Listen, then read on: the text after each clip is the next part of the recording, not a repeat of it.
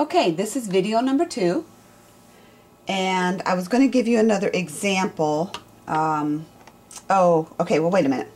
So, with these problems, anything that has, medications, especially this potent medication stuff, we're always going to put it on a pump, and so you're always going to end up with mils per hour. Dopamine, heparin, insulin, lidocaine, boy, the list just goes on. Sometimes you'll run an antibiotic or a mainline fluid using drops per minute, and that's okay. Or I can think of albumin, that albumin will not run through a pump, or at least it will not run through most pumps because it's a very viscous solution, so we have to gravity drip that. But I did say that you can take any of these problems, and just for the fun of math, you can convert them to drops per minute. So rather than setting a pump, you can do the math to tell you how many drops per minute. I want to talk to you a little bit about drops per minute, because really drops per minute is also a fraction.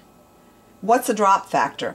Well, you need to, when you're pulling tubing from the stock room, get in the habit of looking at it. There's all kinds of interesting information that it will tell you. For example, it'll tell you how much volume that tubing will hold. Sometimes that could be useful as you're making decisions about exactly how you're going to set something up or how you're going to work with it. Those are things that I'll show you in the clinical setting. But the drop factor is also listed on that tubing bag or the label. Drop factor. Drop factor. Common drop factors are 10, 20, 60. And what that means is that, if you look at your tubing, you got your spike, then you got your drip chamber, right? And then you got your tubing that goes to the patient. On the tubing, there's a clamp somewhere. If you're dealing with the Alaris tubings that go on our pumps, you'll find that there's this white thing. That's a one-way valve on the primary line. Now, secondary lines, they'll have drop factors. They'll have spikes and drip chambers and tubing and clamps. But they won't have this thing. This little white thing here is a one-way valve. It allows the fluid only to go that way. You can never back up fluid into the primary bag if that one-way valve is there. That's very useful to know. Anyway, the drop factor. What that means is that it takes however many drops the drop factor says to equal 1 mil. So if the drop factor is 10, that means that 10 drops equals 1 mil. So to set that up as part of a dimensional analysis equation, you just say 1 mil is 10 drops. Or 10 drops is 1 mil. And typically there's one way you need it, and until I do the problem, I really can't tell you that. But that would be your 1. The other thing that you need to do if you're going to change something to drops is drops are always in a minute. You count drops for a minute.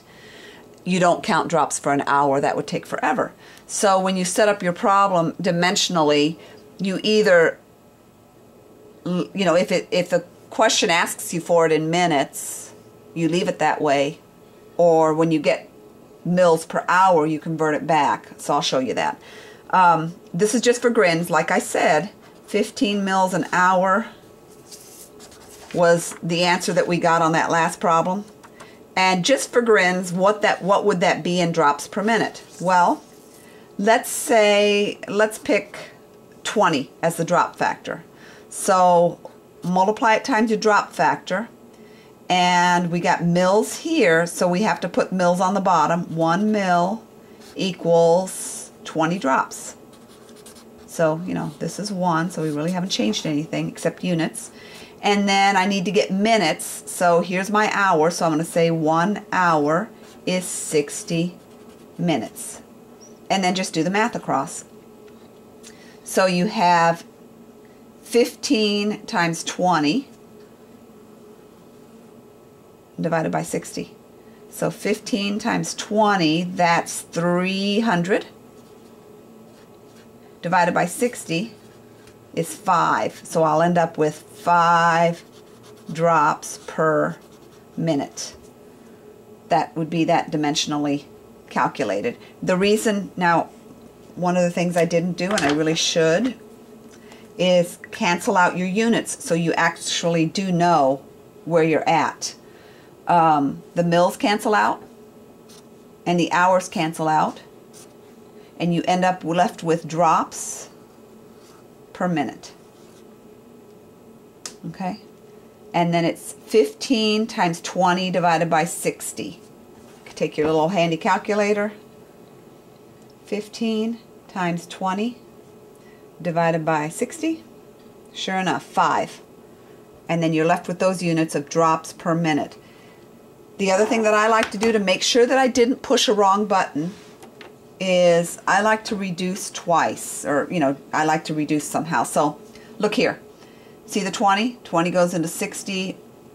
I'll say 20 goes into 20 once, and 20 goes into 63 times.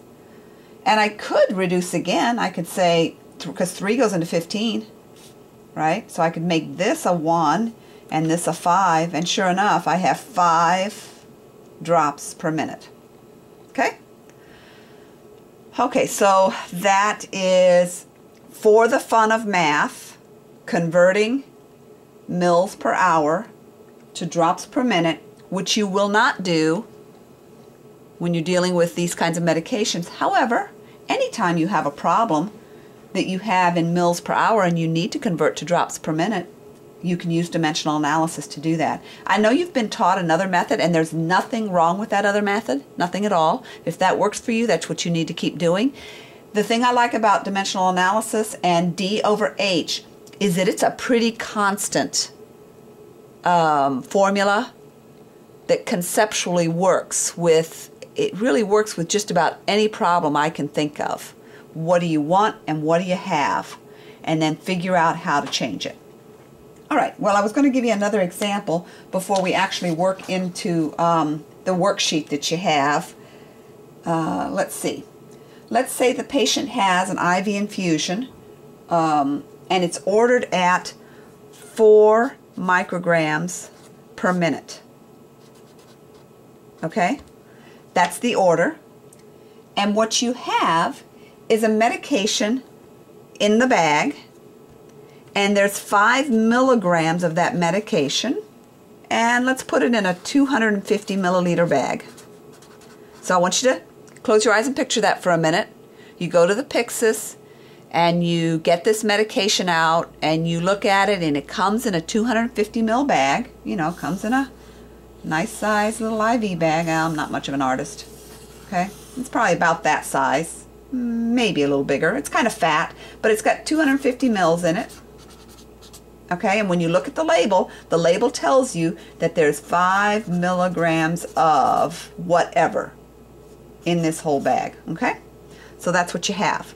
So to set that up, and I'm going to work across my green line here, so forgive me. 4 micrograms per minute. Take the numerator over denominator. Take the denominator and flip it.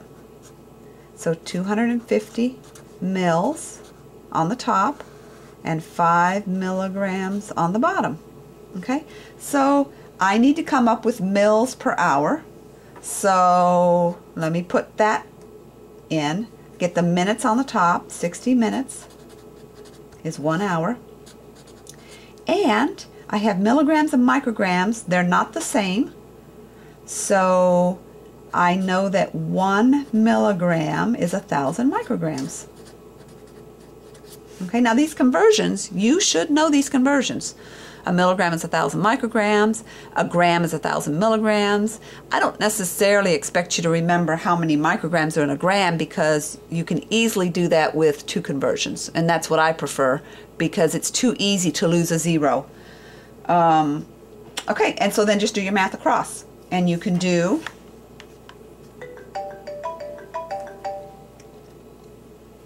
say, and I like to do it 2 different ways to make sure that I don't make a mistake. So 4 times 250 times 60. Okay, I don't have to do anything with the 1. And then divide by everything that's underneath. And what's underneath is 5. And then divide by the other number that's underneath, which is 1,000. And I came up with 12.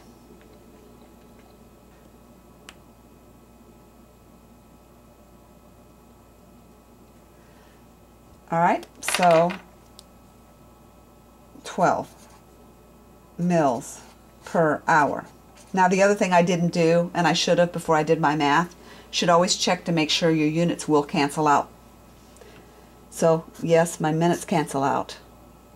My micrograms cancel out. My milligrams cancel out, and indeed I am left with mils per hour. Do that first. Okay, so then I come up with 12 mils per hour. The other thing I like to do to make sure that I'm not making a mistake is I like to see where can I cancel some things out. Well, if I look at these numbers on the top and I look at the numbers on the bottom, there's lots of ways you can do this, but I see 250 and I see 1,000, and I know that 250 goes into 1,000 4 times. So let me turn that into a 1, and I'll turn this into a 4. I could be done with that if I wanted to, or I could say, well, I got 5 and 60 here. So 5 goes into 5 once. 5 goes into 60 12 times. Okay, simple math. If you don't see 5 going into 60 12 times, just leave it the way it is. And now do the math again. This time I'll take 4 times 12. Because all the other things I have is 1. You don't have to do anything with the 1. Look at the bottom. I have a 1 and I have a 4. Divide that by the 4. And sure enough, I come up with 12 mils per hour. Okay, so that's that example. And I'll be back in a minute.